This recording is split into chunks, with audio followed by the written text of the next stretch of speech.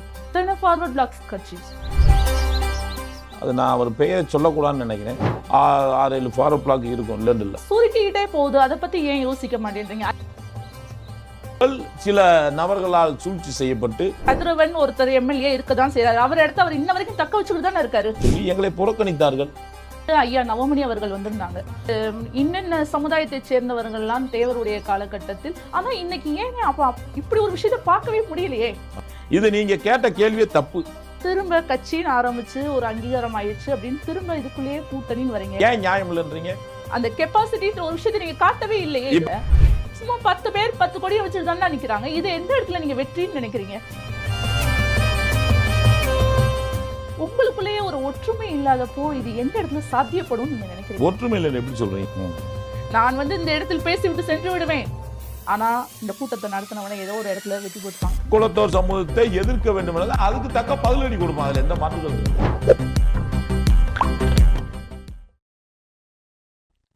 இன்னைக்கு நம்ம right media சேனலுக்கு ஆகச்சிறந்த ஆளுமை தமிழ் தேசிய ஃபார்வர்ட் பிளாக் கட்சியின் நிறுவனர் சகோதரர் சங்கரி அவர்கள் வந்திருக்காங்க. வணக்கம் அண்ணா. வணக்கம் அண்ணா. இப்போ நீங்க பாத்தீங்கன்னா தேவரையா இருக்கும்போது அகில இந்திய ஃபார்வர்ட் பிளாக் அப்படின்னு ஒரு கட்சி தான் இருந்தது. அதவே முக்கையா தேவரையாவும் வழி நடத்துனாங்க. ஆனா இன்னைக்கு எதுக்குன்னா எத்தனை ஃபார்வர்ட் பிளாக்ஸ் கட்சிஸ்? இல்லை, நீங்கள் கேட்குற கேள்வி நல்ல கேள்வி தான், இல்லைன்னு இல்லை. தேவர் காலத்திலையும் சரி, மூக்கியா தேவர் காலத்திலையும் சரி, அகில இந்திய ஃபார்வர்ட் பிளாக் அதனுடைய தலைமை 1939 ஆரம்பிக்கப்பட்டு பின்பு வங்கத்தை சிங்கம் நேதாஜி அவர்களால் உருவாக்கப்பட்ட அந்த ஃபார்வர்ட் பிளாக் இயக்கம் தமிழகத்திலே தெய்வீக திருமகன் பசும்பொன் முத்துராமலிங்க தேவருடைய தலைமையிலே இயங்க வேண்டும் என்று சொல்லி முத்துராமலிங்க தேவரும் இந்த பகுதியிலே குறிப்பாக தமிழ்நாட்டிலே ஜாதி மதத்துக்கு அப்பாற்பட்ட ஒரு இயக்கமாக அகில இந்திய ஃபார்வர்ட் பிளாக் கட்சியை உருவாக்கி வந்தார். அதன் தொடர்ச்சியாக மூக்கியா தேவர், அதுக்கு முன்னாடி ஐயனம்பலம், இப்படி தலைவர்கள்லாம் வரிசையாக இந்த கட்சியை உருவாக்கி வருகின்ற பொழுது ஒரு காலகட்டத்தில், அது நான் அவர் பெயரை சொல்லக்கூடாதுன்னு நினைக்கிறேன், அகில இந்திய ஃபார்வர்ட் பிளாக் இன்னொரு பிரிவு ஆண்டித்தேவர் காலத்தில் பிரிவு இன்னொரு ஃபார்வர்ட் பிளாக்காக உருவாக்கப்படுகின்றது. தேர்தல் காலங்களிலே வருகின்ற பொழுது அகில இந்திய ஃபார்வர்ட் பிளாக்கும் இவர் உருவாக்கப்பட்ட ஆண்டித்தேவர் ஃபார்வர்ட் பிளாக்கும் மாற்று அணியிலே நின்று களப்பணியாற்றார்கள். அதனைத் தொடர்ந்து நீங்கள் கேட்ட கேள்விக்குத்தான் சொல்கிறேன், அகில இந்திய ஃபார்வர்ட் பிளாக் ஏன் இன்று இத்தனை ஃபார்வர்ட் பிளாக்காக இருக்குன்னு சொல்கிறீங்க. நீங்கள் பார்த்தீங்கன்னா மற்ற கட்சியில் கூட பார்த்தோம்னா அவங்களுடைய இப்போ மாற்று சமூகத்தினர் சார்ந்த அமைப்பிலும் கூட பல்வேறு இயக்கங்கள் இருக்கின்றது. ஃபார்வர்ட் பிளாக் மட்டும்தான் உடஞ்சிருச்சு, இது மட்டும்தான் அத்தனை ஃபார்வர்ட் பிளாக் இருக்குன்னு நீங்கள் சொல்லக்கூடாது.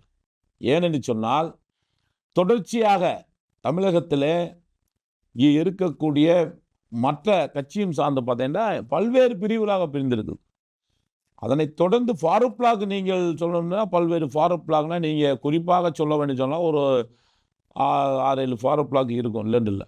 அந்த ஃபார்வர்ட் பிளாக் ஒவ்வொன்றுமே ஒவ்வொரு தலைவர்களும் தன்னை அந்த ஃபார்வர்ட் பிளாக்கில் இயக்க வேண்டும் என்ற ஒரு சீரிய சிந்தனையில் தெய்வீக திருமகன் பசும்பொன் முத்துராமலிங்க தேவருடைய கொள்கையும் வங்கத்து சிங்கம் நேதாஜி அவருடைய கொள்கையும் ஏந்தி வர வேண்டும் நினைக்கிறார்கள். அன்று இருந்த காலகட்டத்தில் அந்த தலைமை அவர்களை உண்மையான உழைப்பாளியை புறக்கணிக்கின்றது. அதன் காரணமாக அவர்களுக்குள்ளே அடுத்தடுத்த ஃபார்வர்ட் பிளாக் உருவாக காரணமாக இருக்குது. இதுதானே உருவாகிறதுக்கு காரணத்தை நீங்க சொல்றீங்க, ஆனா சுருக்கிக்கிட்டே போகுது, அதை பத்தி ஏன் யோசிக்க மாட்டேன்றீங்க? அகில இந்திய ஃபார்வர்ட் பிளாக்னு இருந்தது, அப்புறம் நம்ம சகோதரர் திருமாறன் அண்ணா அவர்கள் தென்னிந்திய ஃபார்வர்ட் பிளாக்னு அப்படின்னு சொன்னாங்க. இப்போ நீங்க தமிழர் தேசிய தமிழர் அப்படின்னு சொல்லிட்டு ஃபார்வர்ட் பிளாக் சொல்றீங்க. இப்படியே ஒவ்வொரு ஊரை சொல்லி உசுலை ஃபார்வர்ட் பிளாக் அப்படி இப்படின்னு சொல்லி வந்தா இதுக்கு என்ன நீங்க சொல்லுவீங்க, பதில் சொல்லுவீங்க? இல்லை, சுருக்கிக்கிட்டே போகுது இல்லையா? சுருக்குன்னு நீங்கள் சொல்ல முடியாது, சுருக்கிக்கிட்டு வருதுன்னு சொல்ல முடியாது. தமிழ்நாட்டிலே இருக்கக்கூடிய அந்த ஃபார்வர்ட் பிளாக் இயக்கம், ஃபார்வர்ட் பிளாக்குடைய சித்தாந்தம் வங்கத்து சிங்கம் நேதாஜி அவர்களும் முத்துராமலிங்க தேவர்களும் என்ன நோக்கத்துக்கு உருவாக்கினார்களோ அந்த இயக்கத்தை, அன்று இருக்கக்கூடிய அந்த இயக்கம் அந்த கொள்கையை விட்டு அவர்கள் என்ன நோக்கத்துக்கு உருவாக்கப்பட்ட கொள்கையோ அந்த கட்சி சில தலைவர்களால் கடைபிடிக்காத காரணத்தினால் அந்த கட்சியிலே பயணிக்கக்கூடிய நபர்கள் அதிலிருந்து வெளியேற வேண்டிய சூழ்நிலை தான் இருக்கின்றது. தேவர் நேதாஜி என்ன கொள்கை கொண்டார்கள்? அந்த கொள்கையை இப்போ நான் ஏந்த வேண்டும்னு சொன்னால் அந்த கட்சியில் இருக்க முடியாது. இன்னொரு ஆள் எனக்கு பின்னாடி வர்றாங்கன்னு சொன்னால் அதில் இருக்க முடியாது. நாங்கள்லாம் ஆல் இந்தியா ஃபாரூக் பிளாகில் இணைய வேண்டும்னு சொல்லி 2013ஆம் ஆண்டே கடிதம் கொடுத்து அந்த கட்சியில் இணைய வேண்டும்னு சொன்னாலும் கூட அவர்கள் சில நபர்களால் சூழ்ச்சி செய்யப்பட்டு ஆனா இவர்கள் வந்தால் மாறாக இன்னைக்கு கதிரவன் ஒருத்தர் எம்எல்ஏ இருக்கதான் செய்யறாரு. அவர் இடத்த அவர் இன்ன வரைக்கும் தக்க வச்சுக்கிட்டு தானே இருக்காரு. இல்லை அது ரைட். அதுக்கு நாங்கள் அவர் ஆல் இந்தியா ஃபாரூக் பிளாகினுடைய பார்ட்டியினுடைய லீடர், அந்த கட்சியினுடைய பொதுச் செயலாளர் இருக்கார். அதனால் அவர் நீடிச்சிட்டு வர்றார். அதே இடத்துல அந்த கட்சியில் இதுக்கு முன்னாடி இந்த வல்லரசு இருந்திருக்கார், ஐயா வல்லரசு இருந்திருக்கார். அதுக்கு முன்னாடி சந்தனம் இருந்திருக்கார். இது போன்ற நிகழ்வு அவங்க எல்லாம் அந்த கட்சியினுடைய பொதுச் செயலாளருக்கு போய் அந்த கட்சியில் நீடிச்சுட்டு வர்றார். யார் அந்த கட்சியில் பொதுச் செயலாளர்லையோ அந்த கட்சியிலிருந்து நீக்கப்படுவார், இல்லை அதுலேருந்து பிரிந்து இன்னொரு கட்சி ஆரம்பிப்பார்கள். யார் அந்த கட்சியில் தலைமை என்பதுதான் முக்கியமாக இருக்குது. ஆனால் நாங்களாம் அப்படி இல்லை. அதான் சொல்ல 2013 நாங்களாம் முன் வந்து ஆல் இந்தியா ஃபாரூக் பிளாகில் இணைய வேண்டும் என்று சொல்லி பல்வேறு நோக்கங்களோடு கடிதம் கொடுத்தோம், இதே மதுரையில். ஆனால் அந்த கடிதம் கொடுத்த பின்பு கூட அந்த கட்சியிலே இருக்கிற நபர்கள் இவர்கள்லாம் வந்தால் இந்த மாதிரி வந்துடுவாங்க, அப்படி பண்ணிடுவாங்கன்னு சொல்லி எங்களை புறக்கணித்தார்கள். புறக்கணித்த பின்பு நாங்கள் அதில் ஏன் தேவர் நேதாஜி கொள்ளி எங்கிருந்து செஞ்சால் என்ன, அந்த கட்சியிலிருந்து செஞ்சானே இன்னொரு ஃபாரூக் பிளாக்கை உருவாக்கி நாம் செய்தால் என்ன என்ற நோக்கத்தோடு தான் நாங்கள் ஃபாரூக் பிளாக் தவிர சுயலாபத்துக்கு அப்படி கிடையாது. இதுதான் யதார்த்தமான உண்மை. அதே மாதிரி நம்ம ஸ்டூடியோக்கு வந்து ஐயா நவமணி அவர்கள் வந்திருந்தாங்க. அப்போ அவர் சொன்னாரு, இன்னென்ன சமுதாயத்தைச் சேர்ந்தவர்கள்லாம் தேவருடைய காலகட்டத்தில் சட்டமன்ற உறுப்பினர்களாகவும் பாராளுமன்ற உறுப்பினர்களாகவும் இருந்தாங்க அப்படின்னு சொல்லி சொன்னாங்க. ஆனா இன்னைக்கு ஏன் அப்போ இப்படி ஒரு விஷயத்த பார்க்கவே முடியலையே? அப்படி கிடையாது.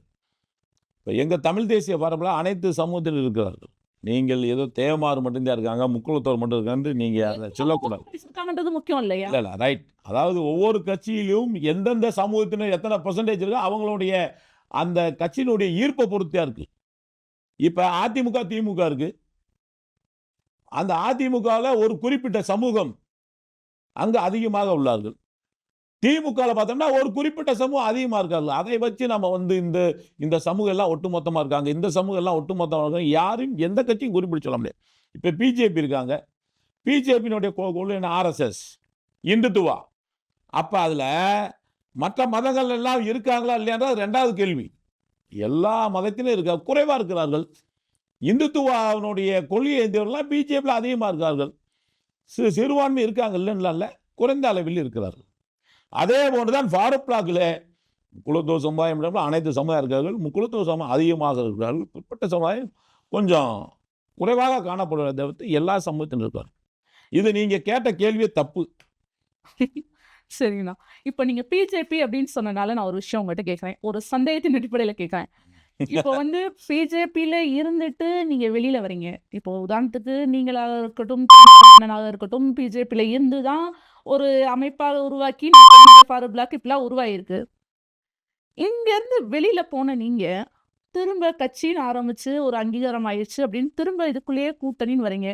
ஒரு பஞ்சாயத்து போர்டு தலைவர் கிடையாது, ஒரு ஊராட்சி மன்ற தலைவர் கிடையாது, ஒரு கவுன்சிலர் கிடையாது, ஒரு எம்எல்ஏ கிடையாது, ஒரு எம்பி கிடையாது. ஆனாலும் எங்களுக்கு கூட்டணி நாங்கள் வந்துட்டு எங்களுக்கு நீங்கள் சீட் கொடுக்கணும் அப்படின்னு கேட்குறது எந்த வகையில் நியாயம்? இது அண்ணா இது வந்து சந்தேகம் தான். இதே விஷயத்துல இப்போ உதாரணத்துக்கு அண்ணாமலை அண்ணா அப்படின்னு இருக்காருன்னா அவர் இங்கேருந்து போய் வேற கட்சி ஆரம்பிச்சிட்டாரு அப்படின்ட்டு கட்சி ஆரம்பிச்சதுக்கப்புறம் திரும்ப வந்து நான் கூட்டணியில் இருக்கேன் எனக்கு சீட் கொடுங்க அப்படின்னா கொஞ்சம் தேசிய தலைமை யோசிக்கும்ல. நான் இதையே நீங்க யாருமே புரிந்து கொள்றது இல்லை. அது நீங்கள் சொல்கிறது உண்மைதான். தேசிய தலைமை யோசிக்கும், அதில் எந்த மாற்று கருத்தும் இல்லை. இப்போ எங்களை பொறுத்தவரை என்னன்னு சொன்னால், நீங்கள் சொன்னீங்க இதுக்கு முன்னாடி அவர் இருந்தார் இந்த மாதிரி பிஜேபியில் நானும் அந்த கட்சியில் இருக்கின்ற பொழுது 2016ஆம் ஆண்டு உசிலம்பட்டியினுடைய சட்டமன்ற வேட்பாளர் நான்.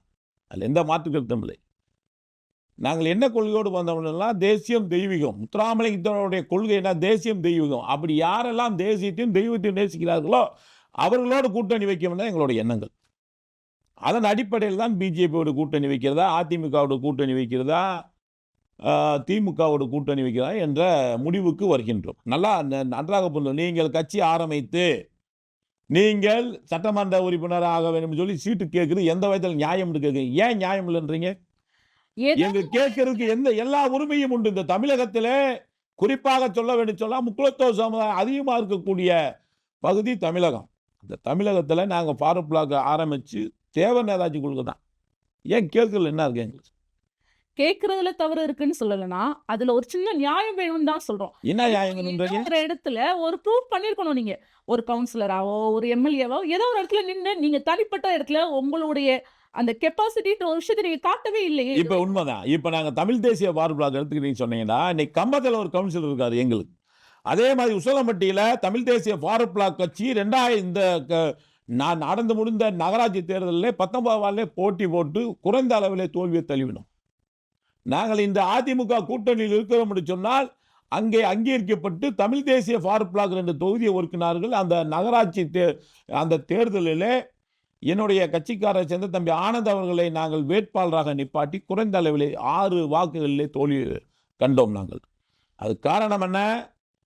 எங்க பகுதியை விட்டு இன்னொரு மாற்று பகுதிக்கு சீட்டு கொடுத்தார்கள். தமிழ் தேசிய ஃபார்வர்ட் பிளாக் அனைத்து மதத்திற்கும் அனைத்து ஜாதிக்கும் ஒரு இயக்கமாக இயங்கக்கூடிய இயக்கம் என்பதால் நாங்கள் எந்த பகுதி கொடுத்தாலும் வெற்றி பெறும் சொல்லி நாங்கள் நின்றோம்.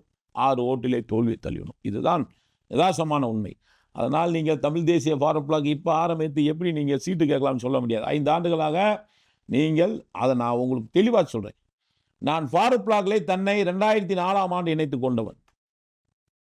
கடந்த 21 ஆண்டுகளாக இந்த சமுதாயத்துக்கு பணியாற்றியிருக்கின்றோம்.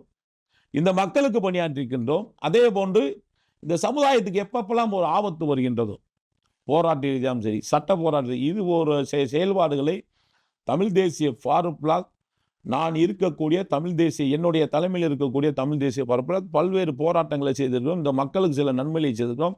அந்த நன்மையை நம்பி நாங்கள் எந்த கூட்டணியில் அங்க வைக்கிறோமோ அவர்களே எங்களுக்கு ஒரு சீட்டு கொடுங்கள், 2 சீட்டு கொடுங்க, 5 சீட்டு கொடுங்க கேட்கறதுக்கு எங்களுக்கு உரிமை உண்டு. அந்த அடிப்படையில் நாங்கள் கேட்கின்றோம். அண்ணா நானும் தேவரையாவுடைய வாரிசு என்ற முறையில் சந்தோஷம். கேட்கிறேன். இப்போ பொதுவாவே நீங்க பார்த்தீங்கன்னா, இப்போ சமீப காலமா நான் பார்த்த விஷயத்த வச்சு கேட்கிறேன்.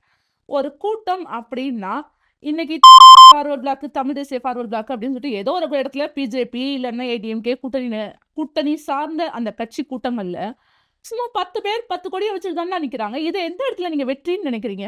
இல்ல கூட்டத்தில் நீங்க கட்சி கொடியை பிடிக்கிறத வச்சு நீங்க வந்து குறைந்த மதிப்பீடு. இப்போ ஏடிஎம்கே கூட்டத்தில் பார்த்தோம்னா 10 கோடி தான் நிற்கும். அந்த கூட்டத்தில் நம்ம அலைன்ஸ் நாங்கள் கூட்டணி தான் வைத்திருக்கின்றோம். அந்த இடத்துல போய் நாங்கள் 500 கோடியை பிடிச்சி நிற்க முடியாது. கூட்டணி எங்களுடைய கூட்டத்தில் நாங்கள் எங்களுடைய வீரியத்தை காட்டுவோம். கூட்டணி இருக்கிற இடத்துல போய் அவங்களுக்கு ஏற்றவாறே நாங்கள் நடந்து கொள்வோமே தவிர உங்களுடைய கூட்டணியில் வைத்துக் கொள்வோம். உங்களால கூட்டி காட்ட முடியலன்றதுதான் என்னுடைய கேள்வி. இல்லை அப்படி சொல்ல முடியாது. நீங்கள் அப்படி சொல்லவே முடியாது. நாங்கள் எங்களுடைய சதவீதத்தை உயர்த்திருக்கின்றோம். எங்களுடைய வாக்கு வங்கியை உயர்த்திருக்கின்றோம். எங்கள் மக்களுடைய ஆதரவை நாங்கள் அதிகம் பெற்றிருக்கின்றோம். அந்த அடிப்படையில் எங்களுக்கு சீட்டு தாருங்கள் என்று கேட்கின்றோம். இதில் என்ன உங்களுக்கு சந்தேகம்? உங்களுக்கு பலமுள்ள தொகுதிகள்ல கேட்காம உங்களுக்கு பலமே இல்லாத தொகுதிகள்ல எல்லாம் நீங்க கேட்டு நாங்கள் தோத்து அப்படிலாம் போறீங்க. சொல்ல மாட்டோம். அப்படிலாம் நாங்கள் தமிழ் தேசிய ஃபார்வர்ட் பிளாக் உறுதியாக நாங்கள் சீட்டு கேட்பது எங்களுடைய பலம் எங்கெங்கெல்லாம் இப்போ பொதுவாக சொல்லணும்னு சொன்னால் மதுரை, தேனி, திண்டுக்கல் 3 மாவட்டங்களே தமிழ் தேசிய ஃபார்வர்ட் பிளாக் கட்டமைப்போடு இருக்கின்றோம். அங்கே எங்களுக்கு எங்கே ஆதரவாக இருக்குன்னா அங்கெல்லாம் நாங்கள் சீட்டு கேட்போம். அதில் எந்த மாற்று கருத்தும் இல்லை. கேட்போம். அவங்க கொடுக்குறாங்க கொடுக்கல அது 2வது விஷயம். எங்களுடைய உரிமையை வந்து அவங்கள்ட்ட நாங்கள் நிலைநாட்டுறோம். அதில் மாற்று கருத்து கிடையாது. அதை தான் நான் கேட்டேன். உங்களுடைய உரிமையை நீங்க நிலைநாட்டுறதுக்கு ஏதாவது ஒரு இடத்துல உங்களை ப்ரூவ் பண்ணிருக்கணுமே. நீங்க ப்ரூவ் பண்ணலையேன்னு தான் சொல்றேன். இல்லை வாய்ப்பு இப்போத்தே வருது. நாங்கள் பண்ண முடியும். ஆல்ரெடி அதான் சொன்னேன். 2014 எங்களுக்கு வாய்ப்பு கிடைச்சி பண்ணணும். இப்போ அடுத்து 2026 வாய்ப்பு வருது. நாங்கள் உறுதியாக அந்த இடத்தை பூர்த்தி செய்வோம்.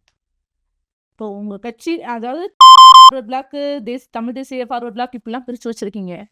உங்களுக்குள்ளேயே ஒரு ஒற்றுமை இல்லாதப்போ இது எந்த இடத்துல சாத்தியப்படும் நீங்க நினைக்கிறீங்க? ஒற்றுமை இல்லைன்னு எப்படி சொல்றீங்க நீங்க? ஒற்றுமை இல்லைன்னு எந்த இடத்துல சொல்றீங்க? அப்படி சொல்லவே முடியாது. பகுதிகளாக பிளவுபட்டு போயிருக்கு. அப்படிலாம் எங்களுக்கு கிடையாது. எங்களுக்கு எந்த கருத்து இப்போ தேவருக்கும் இந்த சமுதாயத்துக்கும் ஒரு பிரச்சனை நாங்கள் எல்லாம் கைகோர்த்தா இருக்கு. அப்படி யாரும் நாங்கள்லாம் ஒற்றுமை இல்லாமல் இல்லை. யார் சொன்னா ஒற்றுமை இல்லை என்று? நீங்கள் 2012ஆம் ஆண்டு பார்த்தீங்கன்னு சொன்னால் தேவர் பந்துன்னு சொல்லி அனைவரும் நாங்கள் ஒன்றாக கூடினோம். எத்தனை ஃபார்வர்ட் பிளாக் இருந்தாலும் ஒன்றாக கூடி அந்த பந்தை நிறைவேற்றினோம். தேவர் தேசபத்தை முன்னாடி இப்பயும் வைத்திருக்கின்றோம். இந்த சமுதாயத்துக்கு ஒரு பிரச்சனை, தேவருக்கு ஒரு பிரச்சனை, முக்கிய தேவருக்கு பிரச்சனை, நேதாஜிக்கு பிரச்சனை சொன்னால் அனைவரும் ஒன்று கூடுவதில்லை. எந்த மாற்று கருத்தும் கிடையாது. நிபந்தனையற்று நாங்கள் எல்லாம் ஒன்று கூடுவதில்லை. எந்த மாற்று கருத்து யார் சொன்னா? ஆனா இப்ப நடந்த சமீபத்துல ஒரு கூட்டத்துல, மேலூர்ல நடந்த கூட்டத்துல நம்ம சகோதரர் திருமாறன் அவர்கள் சொல்லியிருக்காங்க. நான் சமூக நல்லிணக்கத்துக்காக சொல்லவில்லை. அவர் சொல்லியிருக்காரு. நீங்க பார்த்திருப்பீங்க. அந்த வீடியோ பார்த்திருப்பீங்க. உங்களுக்கு அதை பத்தின முழு தகவலும் தெரிஞ்சிருக்கும். இருந்தாலும் நான் கேட்கிறேன். நான் அந்த கூட்டத்தில் இருந்தேன். இருந்தீங்க இல்லையா? அதுல அவர் ரொம்ப தெளிவா சொல்லியிருக்காரு. ம். நான் வந்து இந்த இடத்தில் பேசிவிட்டு சென்று விடுவேன். ஆனா, இந்த கூட்டத்த நடத்தினவன ஏதோ ஒரு இடத்துல வெட்டி போட்டுருப்பாங்க. இதே மேலப்பாளையத்துல ஒருத்தங்க வெட்டி போட்டு போனாங்க. அது அது அவருடைய கருத்து. அவர் கருத்துக்கு நான் பதில் சொல்ல தேவையில்லை. என்னுடைய கருத்தை பொறுத்தளவிலே அந்த மேடையிலே இந்த சமூக மக்களுக்கு, இந்த சமூகம் இல்லை, எந்த சமூகம் இருந்தாலும் சரி, அது நாய்க்கரி, செட்டியார், கோனார் அனைத்து சமூகத்திற்கும் அங்கே பொய்யாக பிசிஆர் வழக்கு பதிவு செய்யப்படுகின்றது. அதை எதிர்த்து கேட்டால் கொலைகள் நடக்கப்படுகின்றது. அதை கண்டித்து தான் மேலூரிலே கூட்டமே தவிர்த்து ஒரு சமுதாயத்துக்கு ஆதரவாகவும் இன்னொரு சமுதாயத்துக்கு எதிராகவும் அந்த கூட்டம் கிடையாது. தவறாக நீங்கள் புரிஞ்சுக்கிட்டீங்க. ஆனால் உண்மையிலே மேலூரில் நடந்த கூட்டம் என்பது எல்லா சமூகத்திற்கும் ஆதரவாக நடத்தப்பட்ட கூட்டம் தான். ஆனால் அதில் சில நபர்கள், அவங்களையும் நாங்கள் குறை சொல்ல மாட்டோம். மாற்று சமூகத்தை நாங்கள் யாருமே குறை சொல்ல போகிறது. அவர்கள் திட்டமிட்டு பணத்தை பறிக்க வேண்ட நோக்கத்தோடு பிசிஆர் வழக்கு பதிவு செய்ய வேண்டும். அப்படி தராத பட்சத்தில் அவரோடு முரண்பாடு செய்து இப்படி மர்டர், கொலைகள் நடக்கிறதுக்கு வாய்ப்பு இருக்குது.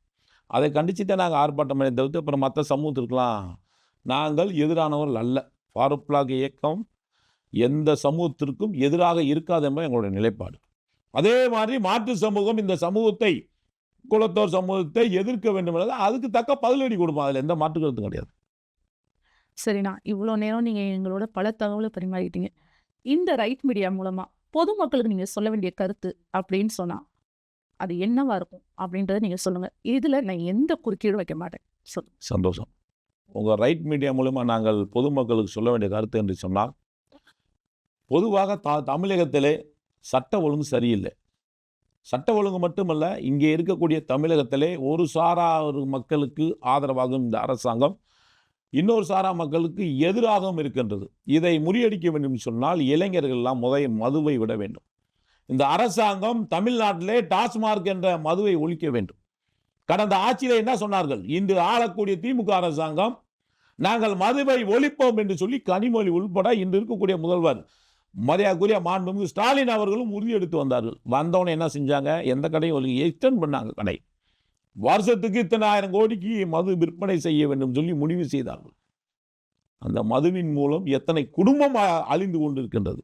ஆனால் அவர்கள் குடும்பம்னு சுபபோக வாழ்க்கை, வெளிநாட்டில் வாழ் எண்ணற்ற கோடி, பல ஆயிரம் கோடிகளை அவர்கள் பதுக்கி கொண்டு வெளிநாட்டிலே சுபபோக வாழ்க்கை வாழ்ந்து கொண்டிருக்கிறார்கள்.